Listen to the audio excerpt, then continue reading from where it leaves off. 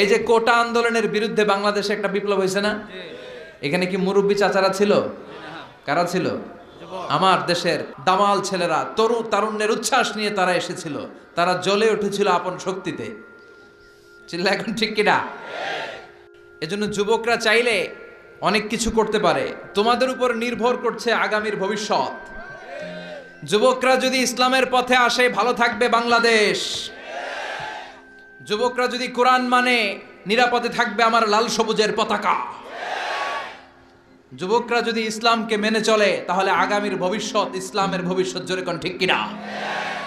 কারণ যুবকদের মধ্যে আছে প্রাণ ঢালা উচ্ছ্বাস। মুরব্বীদের স্বাদ আছে কিন্তু সাধ্য নাই। মুরব্বীরা চায় অনেক কিছু করতে, কিন্তু করে দেখাতে পারে? মাজায় ব্যথা, কোমরে ব্যথা। আগামীর নেতৃত্বে মুরব্বী নয়, যুবকদেরকে এগিয়ে আসতে হবে। চিল্লায় বলো ঠিক কিনা?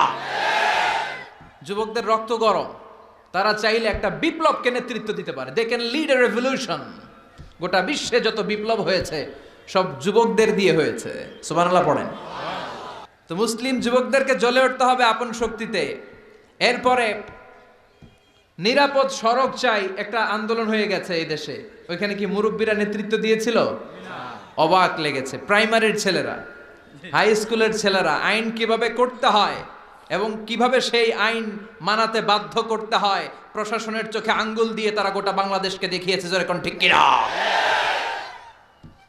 র্যাবের গাড়ি আটকে ফেলছে, পুলিশের গাড়ি আটকাই দিচ্ছে, মন্ত্রীর গাড়ি আটকে দিছে। বলছে লাইসেন্স দেখেন, show me the driver's licence. খবর আছে না নাই? স্যার স্যামুয়েল হ্যান্টিংটন একটা বই লিখে গোটা বিশ্ব কাঁপিয়েছে, দ্য ক্ল্যাশেস অফ সিভিলাইজেশন, সভ্যতার সংঘাত। গোটা বিশ্বব্যাপী শুধু দাপট, লড়াই, স্নায়ুযুদ্ধ, কোল্ড ওয়ার, ক্ষমতার দাপট নিয়ে গোটা বিশ্বে এখন রমরম অবস্থা। কে কার চেয়ে বড় সুপার পাওয়ার হতে পারে? এখন সবচেয়ে বড় super power United states of America, ঠিক কিনা? তারা হচ্ছে এখন সুপার পাওয়ার। ধারণা করা হচ্ছে চায়না গোটা বিশ্বে যেভাবে তাদের প্রোডাক্ট সাপ্লাই করছে, পণ্যের বাজারে তাদের যেরকম দাপট, ডমিনেশন, সামনের সুপার পাওয়ার হবে চায়না।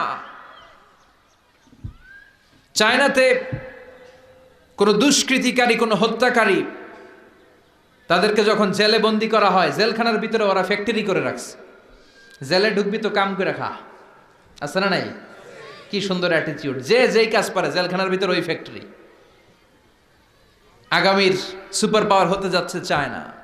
পলিটিক্যাল অ্যানালিস্ট যারা আছে, রাজনৈতিক বিশ্লেষক, তারা বলছে যে চায়নার পরে চলে আসতে পারে India super power, Narendra Modi.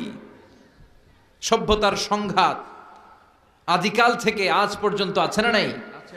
একটা সময় ছিল সিন্ধু সভ্যতা, আমরা শুনেছি মহেঞ্জোদারো সভ্যতা, বৈদিক সভ্যতা, ইনকা সভ্যতা, চিচেন এতজা সভ্যতা,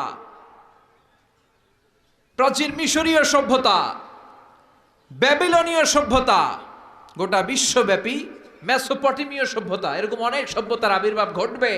আবার কালের বিবর্তনে, সময়ের আবর্তনে এরা হারিয়েও যাবে।